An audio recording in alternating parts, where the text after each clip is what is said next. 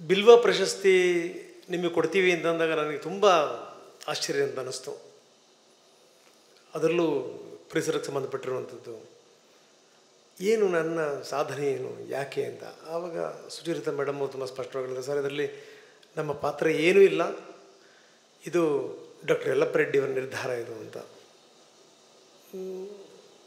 ನಿಜವೂ ಕೆಲವೊಂದು ಸಂದರ್ಭಗಳಲ್ಲಿ ಏನು ಅಂತಂದರೆ, ಯಾವುದಾದ್ರೂ ಒಂದು ಪ್ರಶಸ್ತಿ ಪಡೆಯುವಂಥ ಸಂದರ್ಭದಲ್ಲಿ ನಮಗಿರುವಂಥ ಯೋಗ್ಯತೆಗಳೇನು ಅನ್ನೋದನ್ನು ಕೂಡ ನಾವು ಯೋಚನೆ ಮಾಡಬೇಕು. ಯಾಕೆಂದರೆ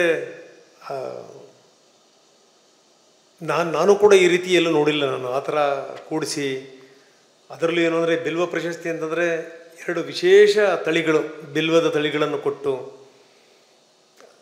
ಅದೇನೋ ಬಹಳಷ್ಟು ಸಂದೇಶಗಳಿದೆ ಅಂತ ಅನಿಸ್ತು ನನಗೆ. ಇದರಲ್ಲಿ ಬಹಳಷ್ಟು ಸಂದೇಶಗಳಿದೆ ಸರ್. ಯಾಕಂದರೆ ಶಿವನಿಗೆ ಹೋಲಿಸಿ, ಪ್ರಕೃತಿಗೆ ಹೋಲಿಸಿ ಅವ್ರು ಮಾತಾಡಿದಂಥ ಮಾತುಗಳು. ಇವತ್ತು ಬೆಳಗ್ಗೆ BDAಯಿಂದ ನನಗೆ ಒಂದು ಕರೆ ಬಂತು. ನಮ್ಮ ಉಮಾಶಂಕರ್ ಸರ್ ಇಲ್ಲಿದ್ದಾರೆ. ಒಬ್ಬ ಅಧಿಕಾರಿ ಹೇಳಿದ್ರು ನನಗೆ, ಸಾಲುಮರದ ತಿಮ್ಮಕ್ಕ ಹೋಗ್ಬಿಟ್ರು, ಅವರ ಹೆಸರಲ್ಲಿ ನಾವು ಮರಗಳನ್ನು ಬೆಳೆಸಬೇಕು ಅಂತ ನಮ್ಮ ಕಮಿಷನ್ ನನಗೆ ಟಾಸ್ಕ್ ಕೊಟ್ಟಿದ್ದಾರೆ. 10 ಲಕ್ಷ ಮರಗಳನ್ನು ಬೆಳೆಸಬೇಕು ಅಂತ, ಅದಕ್ಕೆ ನಿಮ್ಮ ಮಾರ್ಗದರ್ಶನ ಬೇಕು ಅಂತ. ನಾನು ಕೇಳಿದೆ, ನಿಮ್ಮ ತಲೆಯಲ್ಲಿ ಏನೇನಿದೆ ಹೇಳಿ ಅಂತ ಕೇಳಿದೆ. ಅವರು ಬಹಳ ಸಂಗತಿಗಳನ್ನು ಹೇಳಿದರು. ನಾನು ಹೇಳಿದೆ, ಯಲ್ಲಪ್ಪ ರೆಡ್ಡಿಯವ್ರನ್ನ ಇದಕ್ಕೆ ಸಂಬಂಧಪಟ್ಟಂಗೆ ಏನಾದರೂ ನೀವು ಸಂಪರ್ಕ ಮಾಡಿದಿರಾ ಅಂತ ಕೇಳಿದೆ ನಾನು. ಇಲ್ಲ, ಇನ್ನೂ ಇಲ್ಲ, ಫಸ್ಟ್ ಅವ್ರ ಹತ್ರ ಮಾತಾಡ್ಬಿಡಿ, ಅದಾದಮೇಲೆ ನಮ್ಮ ಹತ್ರ ಮಾತಾಡಿ ಅಂತಂದೆ. ನಾನು ಹೇಳ್ತೀನಿ, ನಾನು ಸುಮಾರು ಸಂದರ್ಭಗಳಲ್ಲಿ ಯಲ್ಲಪ್ಪ ರೆಡ್ಡಿಯವ್ರ ಹೆಸರನ್ನು ಉಲ್ಲೇಖ ಮಾಡ್ತೀನಿ. ಯಾವಾಗಪ್ಪ ಅಂತಂತಂದರೆ, ಈ ಬೆಂಗಳೂರಿನ ಮರಗಳು ಹೊತ್ಕೊಂಡ್ಬಿಳ್ತಾವೆ ನೋಡಿ, ಅವಾಗ ನನಗೆ ವಿಶೇಷವಾಗಿ ಯಲ್ಲಪ್ಪ ರೆಡ್ಡಿಯವರು ನೆನಪಾಗ್ತಾರೆ. ಯಾಕಪ್ಪ ಅಂದರೆ ಈ ಬೆಂಗಳೂರಿನ ಮರಗಳು ನಮ್ಮ ಮನಸ್ಸಿನ ಪ್ರತೀಕ, ನಮ್ಮ ಭಾವನೆಗಳ ಪ್ರತೀಕ. ನೋಡೋಕ್ಕೇನು ಇಷ್ಟಿಟ್ಟು ದಪ್ಪ, ಇಷ್ಟಿಟ್ಟು ಎತ್ತರ ಇರ್ತಾವೆ, ಹಂಗನೇ ಹೊತ್ಕೊಂಬಿದ್ದಾಗ ಗೊತ್ತಾಗದೆ ಟೊಳ್ಳು ಅಂತ. ನಮ್ಮ ಮನೋಭಾವನೆ, ನಮ್ಮ ರೆಪ್ರೆಸೆಂಟೇಟಿವ್ಗಳವು. ಯಲ್ಲಪ್ಪ ರೆಡ್ಡಿಯವರು ಯಾವಾಗಲೂ ಹೇಳೋದು ಒಂದೇ ಮಾತು, ಮರಗಳನ್ನು ಹಾಕ್ತೀರ, ಯಾವ ಮರಗಳನ್ನು ಹಾಕ್ತೀರಪ್ಪ? ದೇಸಿ ಮರಗಳನ್ನು ಹಾಕಿ, ಈ ಮಣ್ಣಿಗೆ ಬೇಕಾದಂಥ ಮರಗಳನ್ನು ಹಾಕಿ, ಮರಗಳು ಉಳ್ಕೊಳ್ತವೆ ಅಂತ. ಹೊತ್ಕೊಂಡ್ಬಿಳ್ತಾವೆ ಮರಗಳು. ಯಾವ ಜಾಗೃತಿನೂ ಇಲ್ಲ, ಯಾವ ಜಾಗೃತಿನೂ ಇಲ್ಲ. ಎಷ್ಟು ದಿವಸ ಅಂಥೇಳಿ ಒಬ್ಬ ವ್ಯಕ್ತಿ ಇಷ್ಟೊಂದು ದೊಡ್ಡ ಮಟ್ಟದಲ್ಲಿ ದನಿ ಎತ್ತಬೇಕು? ಮೊನ್ನೆ ಒಂದು ಹುಡುಗಿ ಫೋನ್ ಮಾಡ್ತು ನನಗೆ. ಆಕೆ ಹೆಸರು ಹೇಳೋದು ಬೇಡ, ಯಾಕಂದರೆ ಆಕೆಗೆ ಸಮಸ್ಯೆ ಇದೆ ಅಲ್ಲಿ. ಈ ನಂದಿ ಹಿಲ್ಸ್ ಭಾಗದಲ್ಲಿ ಫೋನ್ ಮಾಡಿ, ಸರ್ ನಿಮ್ಮ ಕೈ ಮುಗಿದ್ದೀನಿ ಸರ್, ಈ ಬ್ರಹ್ಮಗಿರಿ ಬೆಟ್ಟ ಕೊರಿತಾ ಇದ್ದಾರೆ ಸರ್ ಇವಾಗ, ಬ್ರಹ್ಮಗಿರಿ ಬೆಟ್ಟ ಕೊರಿತಾ ಇದ್ದಾರೆ ಸರ್ ಇವಾಗ. ನಾನು ಇಲ್ಲಿ ತನಕ ಸುಮ್ಮನಿದ್ದೆ, ಯಾಕೋ ಈ ಬ್ರಹ್ಮಗಿರಿ ಬೆಟ್ಟ ಕೊರಿಯೋದು ನೋಡಿದಂಥ ಸಂದರ್ಭದಲ್ಲಿ ಹೊಟ್ಟೆ ಎಲ್ಲ ಉರಿತಾ ಇದೆ ಸರ್ ನನಗೆ. ಏನು ಮಾಡಬೇಕು? ಒಂದು ವ್ಯವಸ್ಥೆ ಹಾಳು ಮಾಡಬೇಕು ಅಂತ ನಿಂತ್ಕೊಂಡಂಥ ಸಂದರ್ಭದಲ್ಲಿ ಏನು ಮಾಡ್ಲಿಕ್ಕೆ ಸಾಧ್ಯ ಅವುಗಳು? ಪರಿಸರವಾದಿಗಳು ಅದು ಮತ್ತೆ ಯಲ್ಲಪ್ಪ ರೆಡ್ಡಿಯವ್ರನ್ನ ಮುಂದಿಟ್ಕೊಂಡು ಹೋರಾಟ ಮಾಡ್ತಾರೆ, ಇದು ಮಾಡಬೇಡಿ ಅಂತ ಹೇಳಿ ಅಂತ. ಆ ಕೂಗು ಎಷ್ಟರ ಮಟ್ಟಿಗೆ ಕೇಳಿಸುತ್ತೆ? ತೇಜಸ್ವಿ ತುಂಬ ಚೆನ್ನಾಗಿ ಹೇಳಿದ್ರು, ಇವ್ಯಾವೂ ಕೂಡ ಓಟ್ ಬರವಲ್ಲ. ಬೇರೆ ಬೇರೆ ದೇಶಗಳಲ್ಲಿ ಈ ರೀತಿ ಆಗ್ಬಿಟ್ರೆ ಅಲ್ಲೋಲ ಕಲ್ಲೋಲ ಆಗುತ್ತೆ. ನಮ್ಮಲ್ಲಿ ಏನು ಅಂದರೆ, ಕೊರೆದ್ರ ಕೊರ್ಕಳ್ಳಿ ಬಿಡಿ, ಕಡಿದ್ರ ಕಡ್ಕಳ್ಳಿ ಬಿಡಿ. ಈ ರೀತಿಯ ಒಂದು ಮನೋಭಾವನೆ ಇದೆಯಲ್ಲ, ಈ ರೀತಿ ಮನೋಭಾವನೆ ನಮ್ಮನ್ನು ಮುಂದಿನ ದಿನಗಳಲ್ಲಿ ಎಲ್ಲಿಗೆ ತಗೊಂಡೋಗಿ ನಿಲ್ಲಿಸುತ್ತೋ ಗೊತ್ತಿಲ್ಲ. ಹಿಂಗಾಗೇನು ಅಂತಂದರೆ, ಯಲ್ಲಪ್ಪ ರೆಡ್ಡಿಯವರ ದನಿನ ಬಲಪಡಿಸ್ಬೇಕು ಅಂತಂದರೆ ನಮ್ಮಂಥವ್ರ ಜೊತೆ ನಿಲ್ಲಬೇಕು. ನನಗೆ ಯಾಕೆ ಭಾಳ ಈ ಬೇಸರ ಮತ್ತು ಕೆಲವು ಸಂದರ್ಭಗಳಲ್ಲಿ ನಾಚಿಕೆ ಆಗಿಬಿಡುತ್ತೆ ಅಂತಂದರೆ, ಮಾಧ್ಯಮ ಎಷ್ಟು ನಿಲ್ಲುತ್ತೆ ಇಂಥ ಸಂದರ್ಭಗಳಲ್ಲಿ ಅನ್ನುವಂಥದ್ದು ಇದೆಯಲ್ಲ, ಅದಕ್ಕೆ ಸಂಬಂಧಪಟ್ಟಂಗೆ ಭಾಳ ನನಗೂ ಸೇರಿದ ನಿರಾಶೆ ಇದೆ. ಇದು ಅಗೈನ್ ಮತ್ತೆ ಒಂದು ಜಾಗೃತಿ, ನಮ್ಮನ್ನು ಬಡದೆಬ್ಬಿಸ್ತಂಗೆ. ಎದ್ದೇಳ್ರಪ್ಪ ಮೇಲೆ, ಹೀಗೆ ಇದ್ರಾಗಲ್ಲ, ಮುಂದಿನ ದಿನಗಳಲ್ಲಿ ಪರಿಸರವೇ ಉಳಿಯಲ್ಲ, ಎದ್ದು ನಿಲ್ಲಿ ಅಂತ. ಇವತ್ತು ನಾನು ಅದನ್ನು ಸಂಕಲ್ಪ ಮಾಡ್ಕೊಂಡಿದ್ದೀನಿ ಸರ್. ನಾನು ಈ ವೇದಿಕೆ ಮುಖಾಂತರ ಹೇಳ್ತೀನಿ, ಸಂಕಲ್ಪ ಮಾಡೀನಿ, ನಿಮ್ಮೆಲ್ಲ ಹೋರಾಟ ಜೊತೆಗೆ ನಾನು ನಿಲ್ತೀನಿ, ನಿಮ್ಮ ಜೊತೆಗಿರ್ತೀವಿ. ನೀವೊಂದು ಶಕ್ತಿ, ನಾವು ನಿಲ್ತೀವಿ ಅಂತ ಹೇಳ್ದಂಗೆ ಅಂತಾರೆ. ಯಾವುದೋ ಒಂದು ಬಿಂದು ಸಮುದ್ರಕ್ಕೆ ನಾನು ನಿಮ್ಮ ಜೊತೆಗೆ ಬರ್ತೀನಿ ಬಿಡು ಅಂತ ಹೇಳ್ದಂಗೆ, ಅದು ಗೊತ್ತು ನನಗೆ.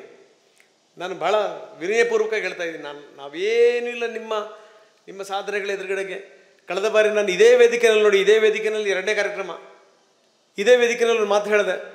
ಒಂದು ಸರಿ ಅರಸು ಅವರು ನಿರ್ಧಾರಕ್ಕೆ ಬಂದುಬಿಟ್ಟಿರ್ತಾರೆ, ಏನೋ ಒಂದು ಯೋಜನೆಗೆ ಅವರು ಅಂಕಿತ ಹಾಕೋಕ್ಕೆ ತಯಾರಾಗಿರ್ತಾರೆ. ಒಬ್ಬ ಬಹಳ ದೊಡ್ಡ ಪ್ರಭಾವ ಬೀರಿಬಿಟ್ಟಿರ್ತಾನೆ ಅರಸು ಅವ್ರ ಮೇಲೆ.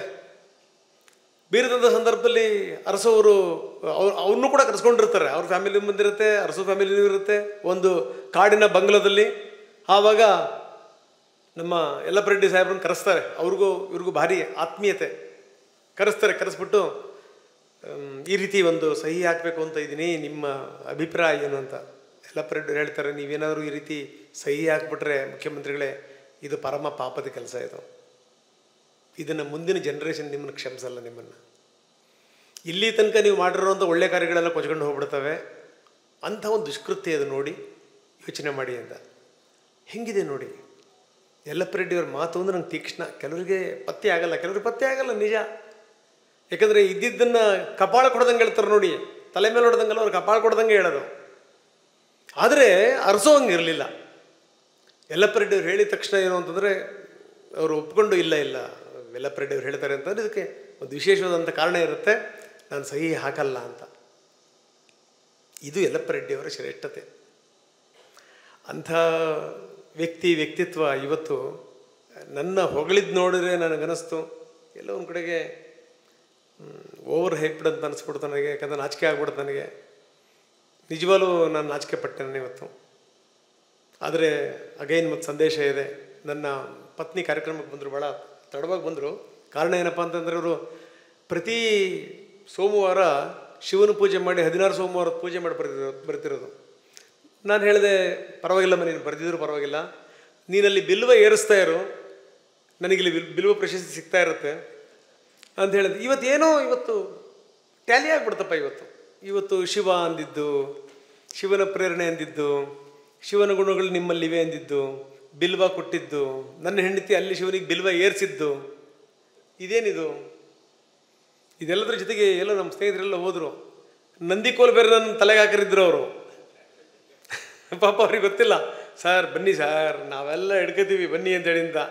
ನಾನು ಭಾಳ ಅವ್ರಿಗೆ ಹೇಳಲಿಲ್ಲ, ಮೈಲಿ ಹುಷಾರಿರಲಿಲ್ಲ ಕಣಪ್ಪ ಅಂತ.